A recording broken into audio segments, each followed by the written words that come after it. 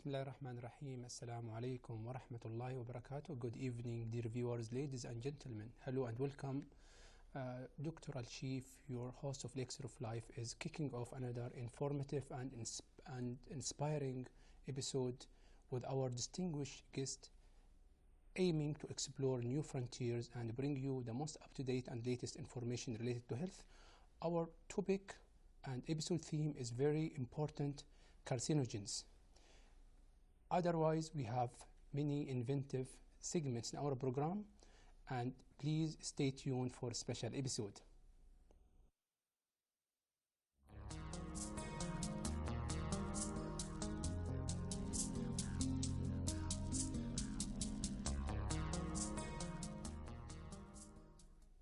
Once again, welcome back to Elixir of Life. Now we'll start by the first segment of our program. We'll talk about the quote of the week. Please stay with us.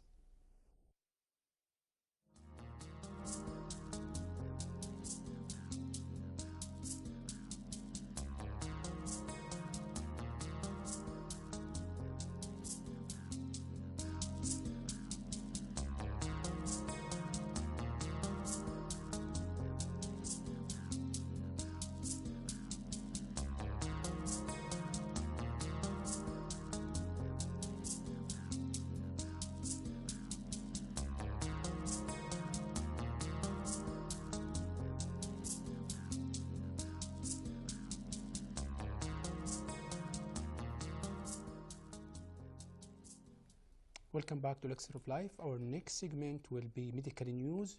We'll be talking about release your inspiration. To see more details about this report, stay with us. Don't go away.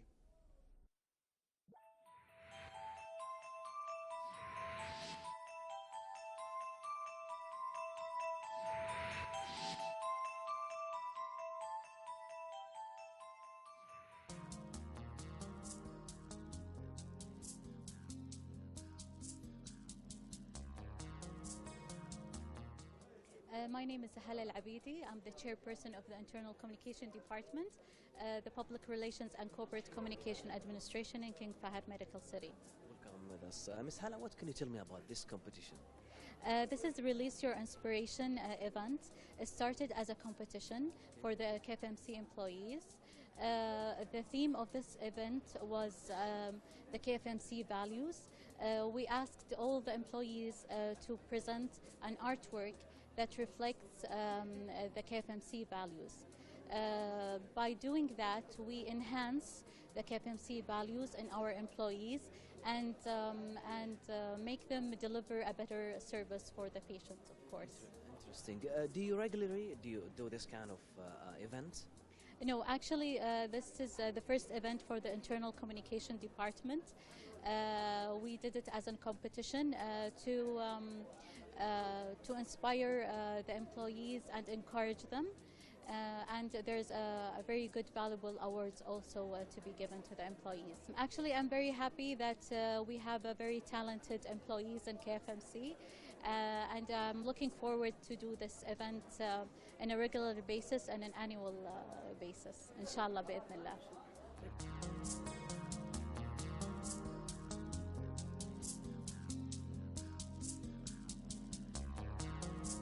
My name is Fatima Al-Dosri. I'm staff working here in KFMC Medical City. I am X-ray technician.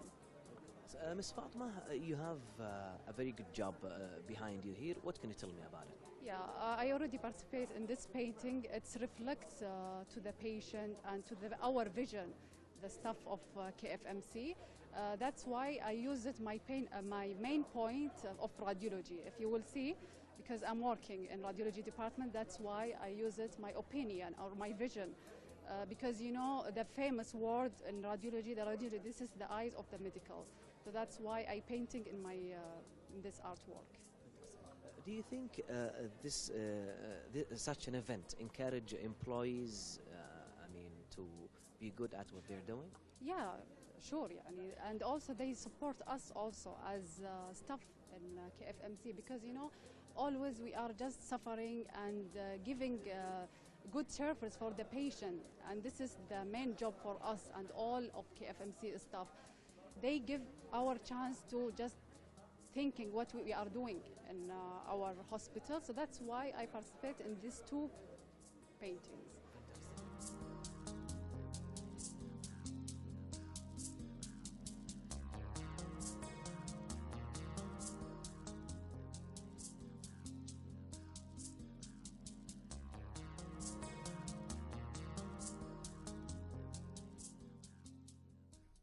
Once again, welcome back to Elixir of Life. Our next segment will be about health myth and fact. To watch more details about this report, stay with us. Don't go away. Stay tuned.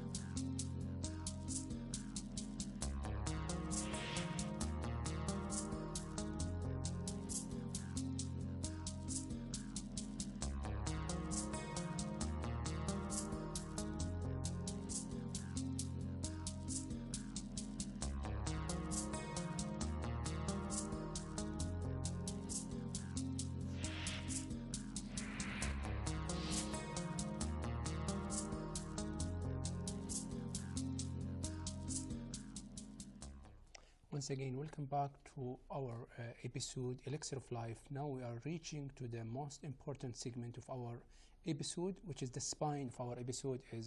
Episode theme is about carcinogens. We hear from time to time about warnings and recommendation against carcinogens in certain kind of food, and we hear a lot of myth and facts, but we don't know, is it evidence-based or is it just a myth? For this topic, we are inviting the best person to talk about carcinogens in the Kingdom of Saudi Arabia.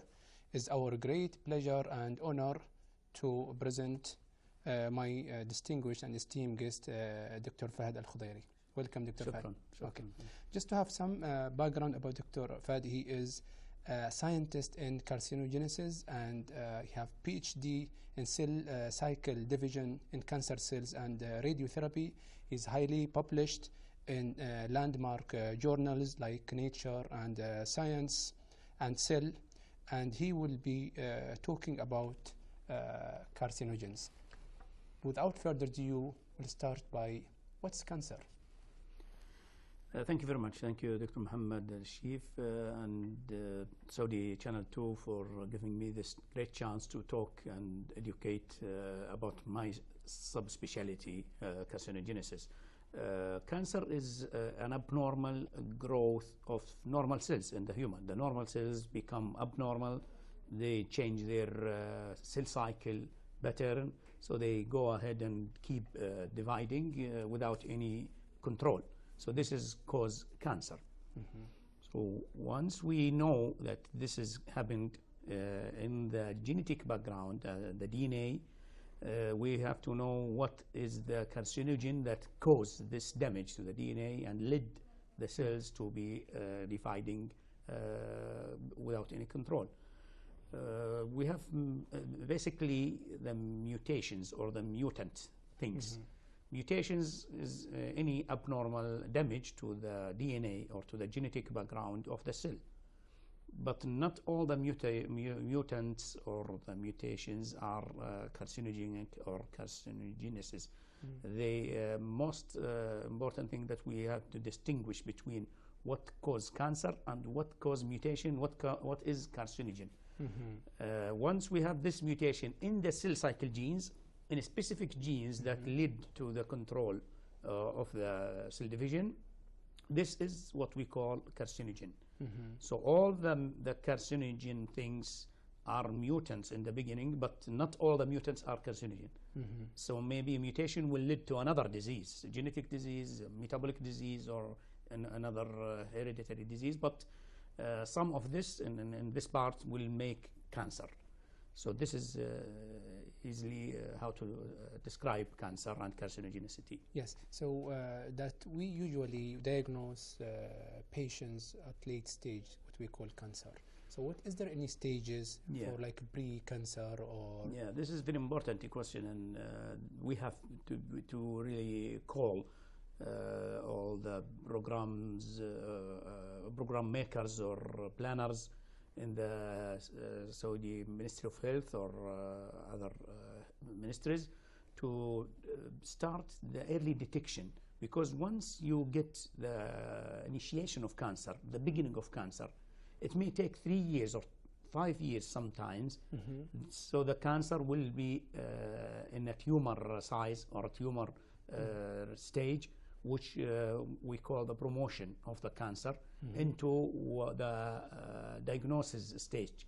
But before diagnosis stage or the easy diagnosis stage, it is the initiation stage or promotion stage. You can detect some cancers. Most of the cancers like breast cancer, colon cancer, prostate cancer, maybe leukemia, and some other cancers, specifically those who can you can detect by a special blood test, very simple blood test, or sometimes you need mammogram, you need some diagnostic materials or other stages of like some biopsies or some other histopathology studies. So once you establish this idea or this program for early detection, you can prevent many cancers from going to the second stage or third stage, which may be difficult to treat, or sometimes you cannot. It's impossible to treat it in this in the fourth stage and fifth stage. Sometimes it's very advanced. Once it's reach metastasis stage, or sometimes before that, when it is enlarged and integrated to the blood vessels, cause bleeding, cause heart dysfunction or kidney dysfunction or liver dysfunction. This is very late stage, we call it. Yes, there is no possibility for 100% cure.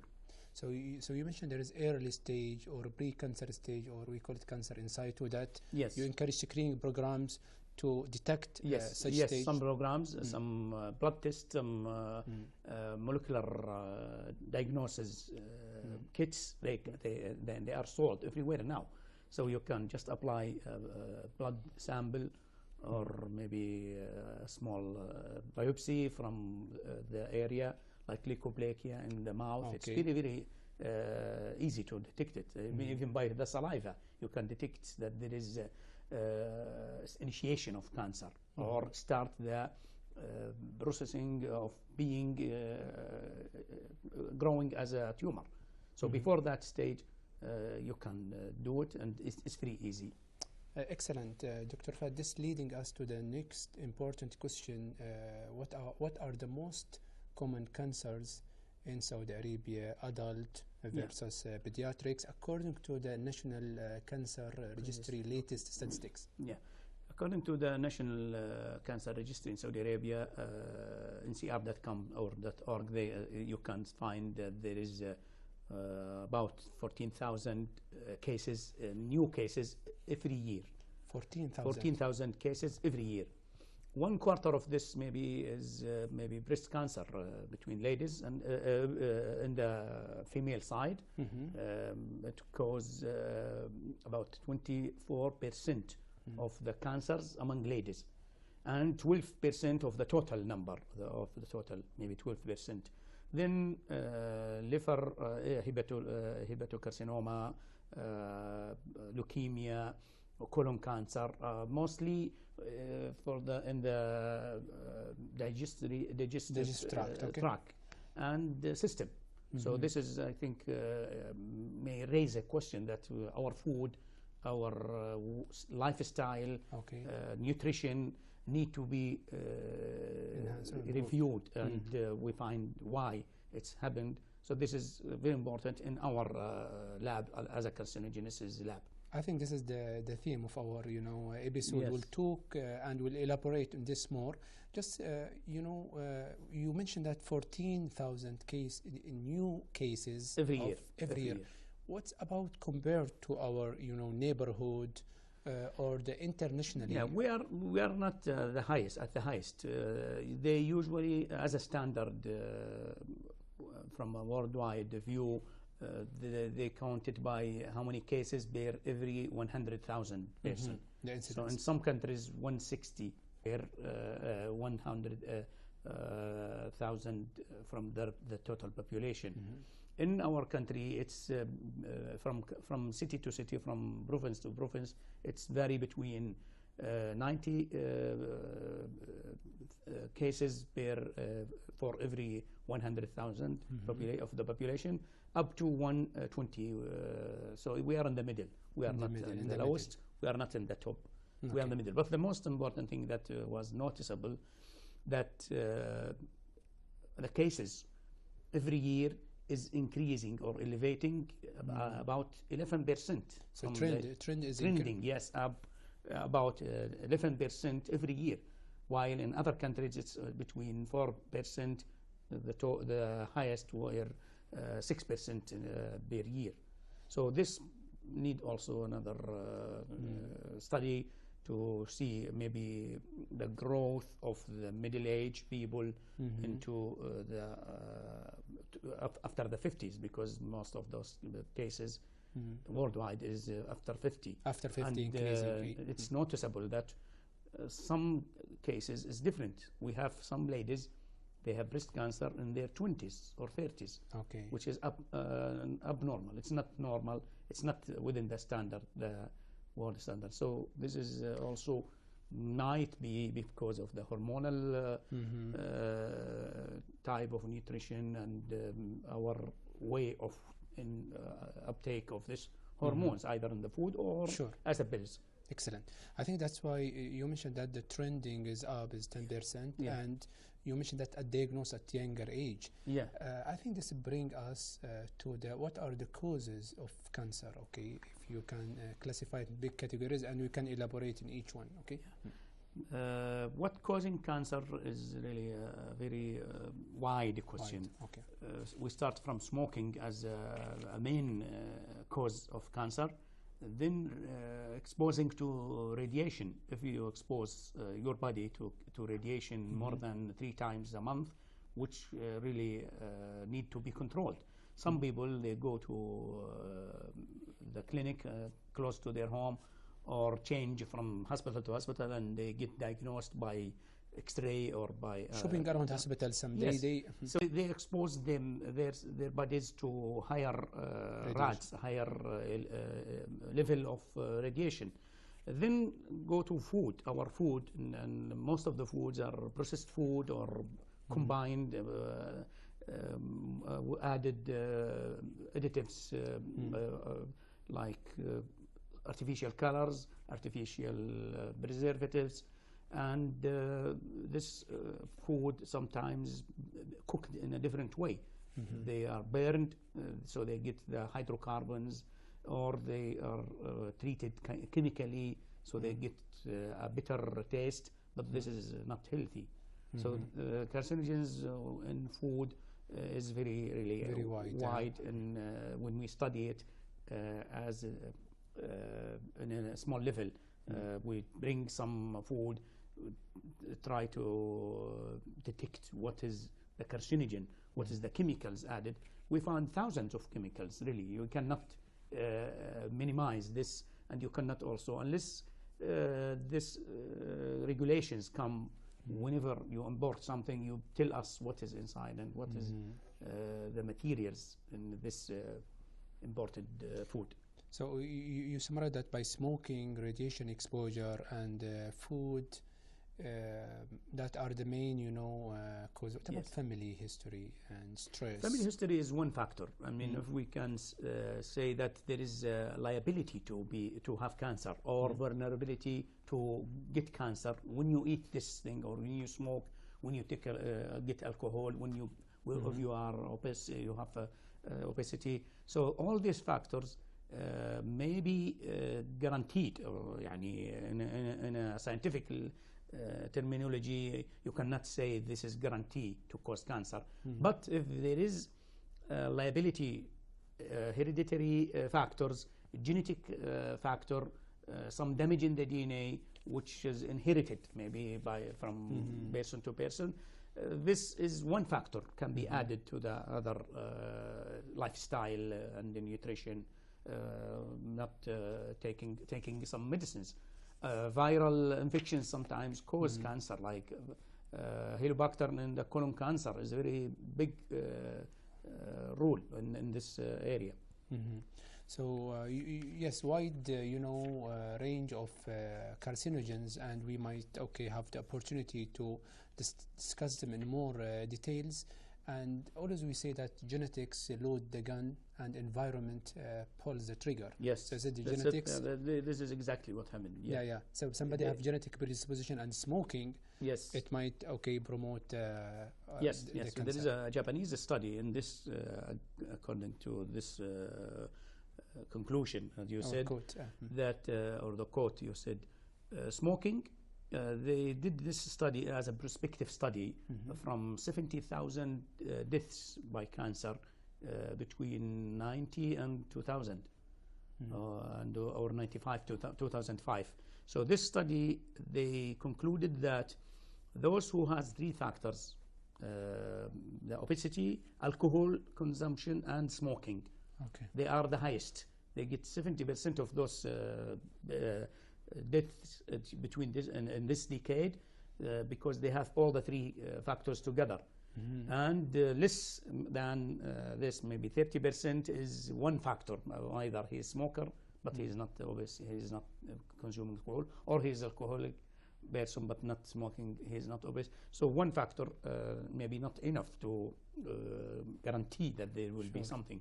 The hereditary factor added in another Canadian study done by one Saudi scientist who went to do his PhD, and he did according to some tribes, and he found that there is some disease linked to a tribe or familial cancer between the members of the family. So this is information to what we know about. The factor is not the only cause.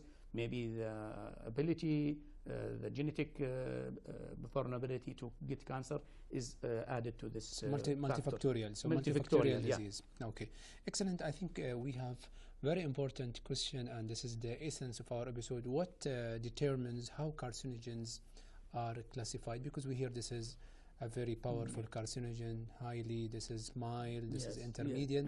And I think in the same line, if you just discuss us that, because this is that what decide or what determine, this is the basic science, okay? So relation between basic science and the clinical, research. Okay? In research, you cannot start or establish a study unless you have some question marks raised by a doctor. Okay. So this is why it's very important to link clinical trials with scientific trials or scientific experiments. So the doctors raise a question, sometimes said, hey, why most of my patients, they are using this shamma, this material. Yes. So they send it to the lab, and the lab will start from the scratch, from the cell stage, only a cell in a plate in vitro study. Then when they find the high percentage of carcinogenicity, they move to rat or mouse, then they move to rabbits, and they gradually go from stage to stage. So on this results within 3 or 5 years will give you whether this is highly carcinogen or mild or intermediate, or maybe it's not the factor. For example, we just tested some mixtures that people use, and they chew and they do some for fun or for. We find that as a whole it is carcinogenic, but as a combinations, every material tested alone, we find nothing. So there is what we call a synergistic effect. When they combine together, there will be a chemical reaction happen, and he will transform this material from safe material to a highly carcinogen, or from mild to high. So the classification comes in the lab according to some levels and regulations that we have in the lab. We cannot do this. When you send it to publication, they will be reviewed by those journals and reviewers, and they will tell you that you cannot use this terminology because your result is in the lower level. You can say this is mild, or it is in the intermediate, so you said intermediate carcinogen, or highly carcinogen. Above 70% of the materials or of the cells were transformed to be cancer cells because of this material. Excellent. So the staging is very complicated. It's not easy. It's not easy. There is so we cannot conclude that this is highly carcinogen. Like some people, they send SMS letters or WhatsApp messages saying, "Oh, avoid this. This is of high carcinogen," but this is not built in basic science. Publication or something solid that we can say yes, it's firmly highly carcinogen or not. So there is, you mentioned fine line between them. Okay, there is fine line between mild or highly carcinogen. It's counted, it's calculated by percentage, by staging, and rehearsal, trying again and again to get the same result. So it's very complicated. Okay. Yes, okay. It is. I think what you mentioned highlighted the importance of the basic science, and this is the that if we would like to move forward in clinical research, we have to focus on the basic science and from pinch to bedside. This is very important. And everywhere I did my PhD in United Kingdom, and then I went to Philadelphia and did some post-doctoral training fellowship, and I find that in most of the places that I get my training and high education, they are linked, the clinicians with the scientists. They discuss with each other. The clinician, when he saw something abnormal or something, he raised a question mark about it. He sent it to the lab, and he comes to the lab to share one day of his week the science, so he can grab some results and go to the clinic to do it. So it's not isolated. Okay. The problem when you isolate a scientist in one side, and this is what is happening now in most of the research centers in Saudi Arabia, like in some universities, they don't talk to clinicians at all. So they are isolated, so they can repeat one study which is already done, or they are studying something that it's not a problem according to the clinical point of view. So you have to combine the clinical trial with the scientific. Science is very important. It's the basic. You cannot say anything. Even the doctor, a clinician, he cannot say something or give advice without scientific background, scientific proof, publication, something that he read and he gets it, and then he transfer it to his clinic or to his patient. But he cannot say, well, I don't like this thing or this material. I think it is, no, this is not really helping. This is not scientific. This is not ethical as well. So I think we have to concentrate and focus in the science first. In Saudi Arabia, yes. We in are Saudi focusing Arabia, in the clinic. In our labs, in our hospitals, they have to have a research center in every hospital, whether it's small or big, and also to concentrate in what we have to our community, not to discuss something or to do science in something relevant to some other countries like Africa or Europe or something that does not exist in our health system. We have to see in our health system what do we have. Then, according to this, we do the studies. For example, diabetes. We have very low level of science and research about diabetes. Saudi Arabia. And it is the most common disease in Saudi Arabia. Of course, I yes. heard that 30% of the Saudi population has diabetes, and it costs something like 20 billion riyal Yes, a yes, year yes. for treating, for health care, and following up those patients. And also the consequence of this. So if we study diabetes in one big research center, this will help in saving money. You will save 20 billion riyal. You will help the people. You will save lives. But now some research centers, they are studying genes of something that does not exist. Rarely disease. Rare disease, which was discussed in one of the conferences or journals. So they are doing maybe mimicking or doing the same thing, which is not related to the real work. Sure. So you are recommending from this program we need to have more research labs in centers, Saudi yeah. Arabia, okay, Yeah. and to have, honestly speaking, when I was trainee or fellow, whenever I hear about basic research, I don't like it. It's not a matter, I think, if we like or don't like.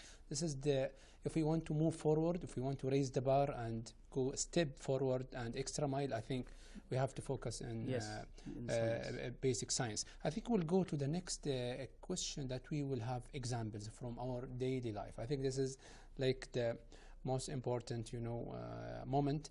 We'll start, some of the carcinogens. We heard about the processed red meat. Could it cause cancer? Yeah. Most of the processed food, they do the processing with chemicals. They add something for the taste, they add something for the color, they add for the essence, they add chemicals. Yes. And they add some preservatives to keep it in the shell, because when you mix something in the food, it will be ruined very quickly. It will go bad. So they will do a lots of processing, so they keep it in the shelf for longer time. Preserved. So they are preservatives, artificial materials. So this is also the way of preparing when if it is smoked or if it is smoked also, yeah, that's important. Yeah, smoked food like smoked salmon or something. They have carcinogens. They have nitroarenes. They have hydrocarbons in them, and so the processed meat mostly is not healthy. But there is way to the processed meat. If it is white meat like turkey, chicken, or fish, this is healthy. Healthy, okay. If you do it yourself, or if you prepare it at your home. If you do it in a way that you know, or at least some company or some place that has rules and regulations of your government. But when you import things, you don't know what is exactly inside this. This is why we don't recommend, and mostly they are not healthy. There are lots of warning from the FDA, US, United States FDA, and European health safety officers, and this is why we are against the processed food, especially the processed meat. If you prepare it yourself, it will be healthy. If you do it yourself, so go to nature always. We say that. Prepare your food by the way that our early stages, our fathers and mothers do. We don't add chemicals, we don't add artificial taste, artificial colors, preservatives. This is chemicals. Fresh food, okay. Yeah. Use a fresh food, or you prepare it in the way that you save at least yourself from getting the disease, any kind of disease. So we say that processed food is dead, and this is just, and fresh food is live and make you lively. Okay? Yes, exactly. And not only we're talking about the meat, we talk about other things. Some people, they prepare orange juice at their home and they don't add anything. If you buy your orange juice from artificial place or grocery, they add lots of sugar, preservatives and flavors. Flavors, some bad materials, but you don't know where this come from and what is the value of this nutritional value and health point of view value. Are certain types of processing is more dangerous, and could you give us some examples? Yes, okay. yes, and I guess according to the way of doing this, when they prepare it in a way that they take care of their customer. They take care of you do it, or you do it according to the regulation under the inspection of review board or something. It will be healthy.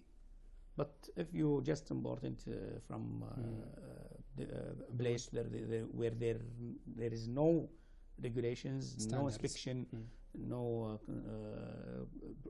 points of what they call, they have a system. Quality assurance. Yes, maybe. quality assurance and something like that.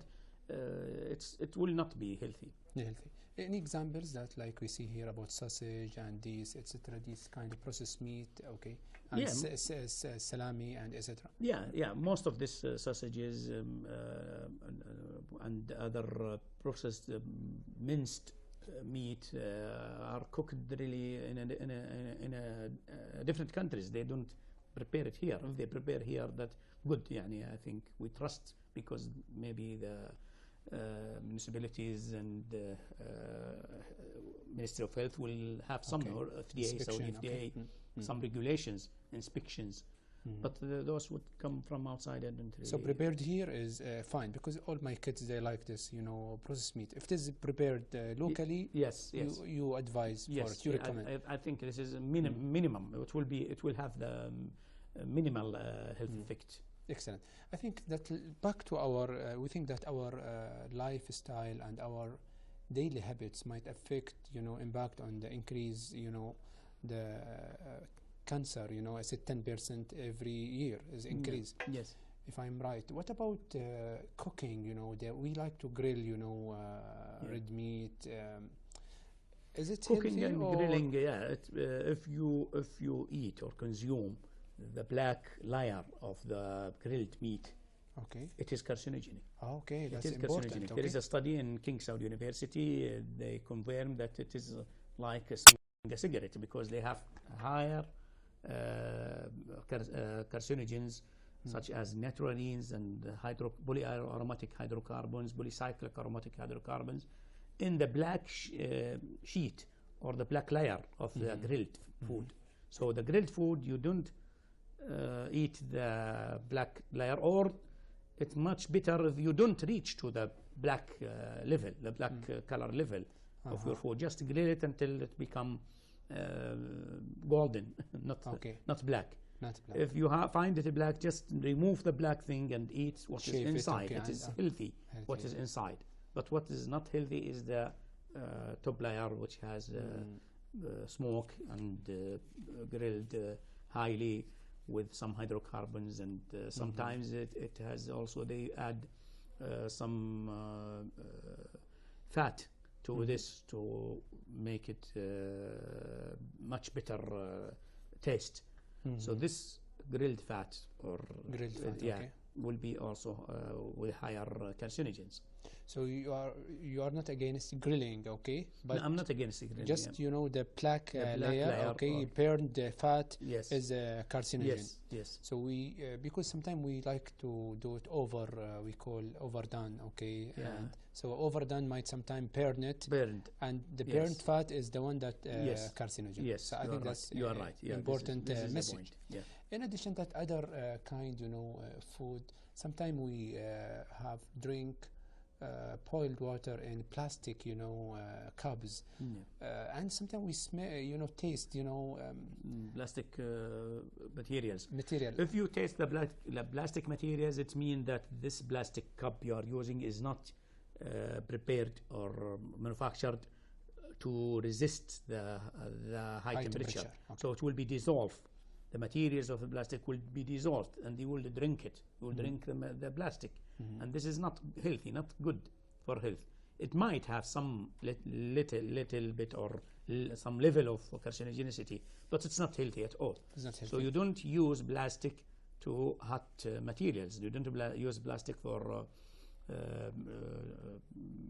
hot water, like tea, okay. Tea or coffee or other food.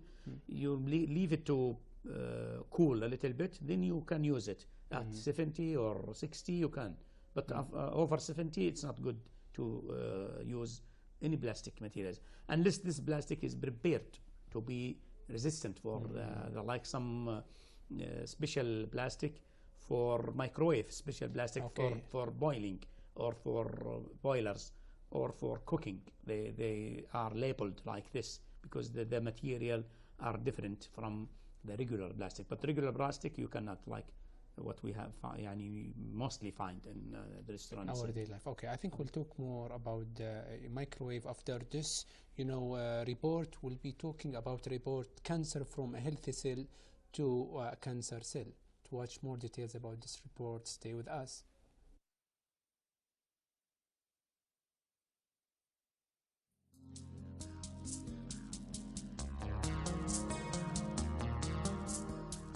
A normal cell to a cancer cell. Take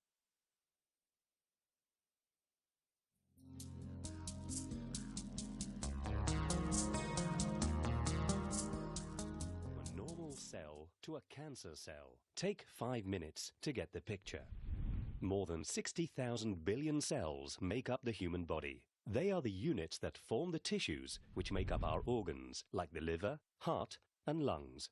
When the body needs it, our cells split into two and replace those cells that are defective or have come to the end of their lifespan. This makes it possible for our tissues to preserve their shape and their respective functions with the passage of time. Every cell is therefore programmed to multiply and die. This ordered but complex program is controlled by the center of the cell, the nucleus, which contains chromosomes containing many genes made up of DNA. Sometimes, some of these genes undergo a change. The nucleus then sends out abnormal orders and the cell goes wrong. It multiplies uncontrollably and takes on a life of its own. Each new cell produced contains the same defect. The cells proliferate chaotically and form a tumor. This process may be short, but is often long. 10 to 30 years may separate the birth of a first abnormal cell from the appearance of a tumor of about 1 cubic centimeter. The tumor forms many blood vessels in order to survive. These will supply the tumor with oxygen and nutriments, allowing it to live and grow. This is what we call the phenomenon of angiogenesis. The tumor, however, only really becomes dangerous when the cancerous cells begin to invade through the vessels into the adjacent areas and spread to the surrounding organs. These cells can then invade other parts of the body, multiply and produce new tumors. Metastasis is the term used for this spreading process. But why does a cell become cancerous? There are many factors, and they can exist to different degrees. Factors have been identified, such as hereditary genetic anomalies, exposure to some viruses, HIV, hepatitis B, C, and D, papillomavirus, Epstein-Barr virus, exposure to toxic agents, chemical products, radiation, sun, unhealthy behaviors, such as the consumption of alcohol and tobacco, or a diet too rich in fat and low in fruit and vegetables. Today, over 25 million people in the world live with cancer. 7 million die from it each year. The disease represents the leading cause of mortality for those under 65. Lung cancer is the most widespread, followed by breast cancer, colorectal, stomach, and prostate cancer. The means to combat cancer do, however, exist. These often complementary treatments are used alone or in combination according to the type of cancer and its status. The goal of the treatments is to make it possible to eliminate the tumor and cure the patient in early-stage cancer, or like a chronic disease, to control its development. There are mainly 3 kinds of treatment. Surgery consists of removing the tumor in part or in its entirety. Radiotherapy exposes the tumor to radioactive rays, which prevent the diseased cells from multiplying and destroys them. Chemotherapy consists of administering systemic medicinal substances to destroy the cancerous cells or prevent them from spreading. Chemotherapy and radiotherapy act on cancerous cells, but also on healthy cells, which explains their side effects.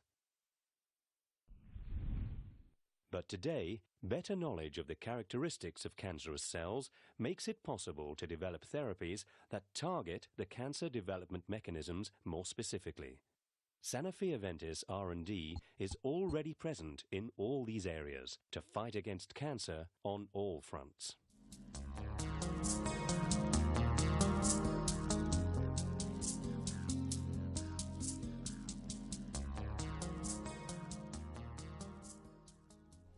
Once again, welcome back to Elixir of Life, and is my great pleasure and honor to welcome again Dr. Fahad AlKhudairy.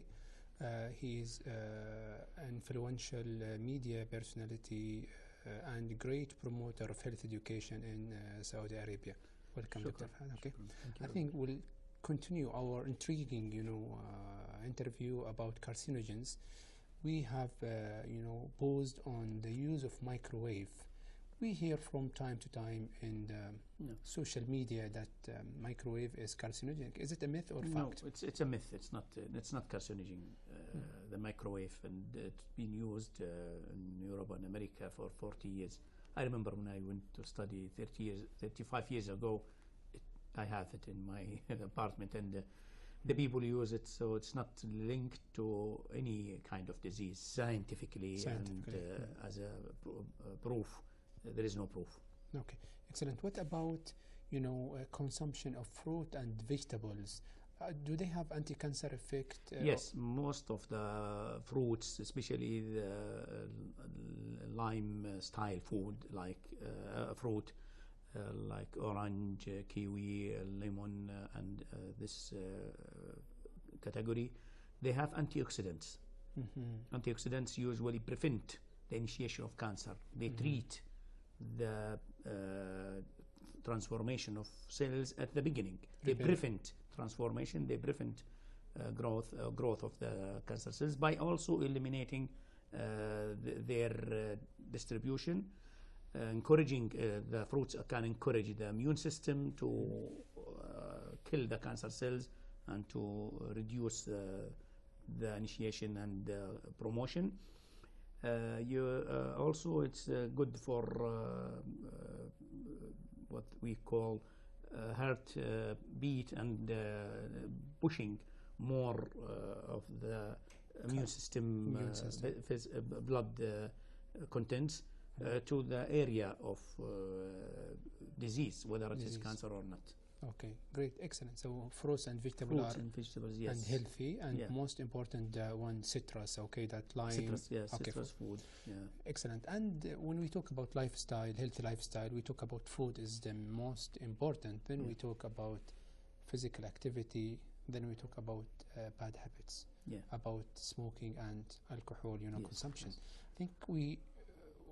Could you, enlighten us about the relationship between smoking? Anybody want to live without disease, any kind of disease, inflammations or cancer or any other disease that may let him disabled in some stage, he should take care of all the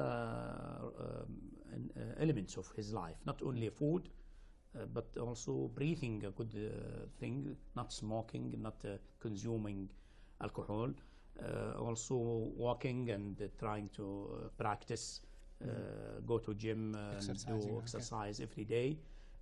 So this will help in preventing most of the disease. It will increase also your immune system, and as well it will be a good defense against most of the cancers. This is also a very important element in your lifestyle or daily lifestyle. So this is the Elixir of Life advice, okay, what you mentioned, okay? So eat healthy food, exercise, don't smoke or drink alcohol. So we would like to, shed more light and put the smoking tobacco under the microscope. Can you just talk about relationship between smoking and tobacco use generally and cancer? When we talk about smoking, we are talking about tobacco. Tobacco, whether it is shisha, it is water pipe or hapli papli, or it is chewing tobacco, smoking tobacco, or even the electronic cigarettes that now the newly devices that was produced, and they think that it is it's not safe. Marketed as alternative, safe. Okay? Yeah, it's not true. It's not safe because some of them, mostly they have very concentrated nicotine as a chemical material.